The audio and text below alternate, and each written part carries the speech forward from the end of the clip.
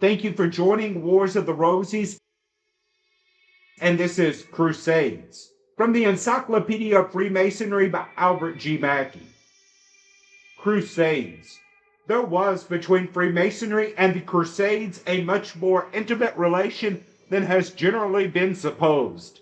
In the first place, the communications frequently established by the Crusades, and especially the Knights Templar, with the Saracens, led to the acquisition by the former of many of the dogmas of the secret societies of the East, such as the Essenes, the Assassins, and the Druses. These were brought by the Knights to Europe, and subsequently on the establishment by Ramsay and his contemporaries and immediate successors of Templar Masonry, were incorporated into the high degrees and still exhibit their influence. Indeed, it is scarcely to be doubted that many of these degrees were invented with a special reference to the events which occurred in Syria and Palestine. Thus, for instance, the Scottish degree of Knights of the East and West must have originally alluded, as its name imports, to the legend which teaches a division of the Masons after the temple was finished, when the craft dispersed, a part remaining in Palestine as the Essenes, whom Laurie, citing Scaliger, calls the Knights of the Temple of Jerusalem, and another part passing over into Europe, whence they returned on the breaking out of the Crusades.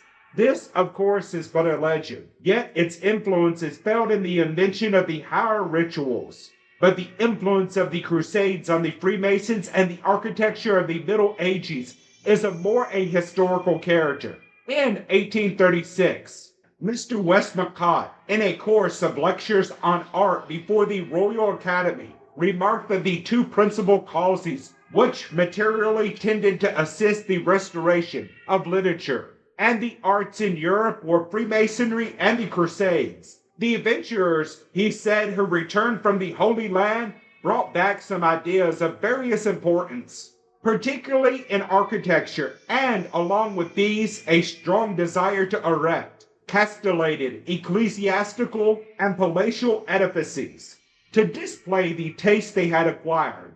And in less than a century from the First Crusade, about 600 buildings of the above description have been erected in southern and western Europe. This taste was spread into almost all countries by the establishment of the fraternity of Freemasons, who, it appears, had, under some peculiar form of brotherhood, extended from an immemorial period in Syria and other parts of the East, from whence some bands of them migrated to Europe, and after a time a great afflux of these ingenious men, Italian, German, French, Spanish, etc., had spread themselves in communities through all civilized Europe, and in all countries where they settled, we find the same style of architecture from that period, but differing in some points of treatment as suited the climate.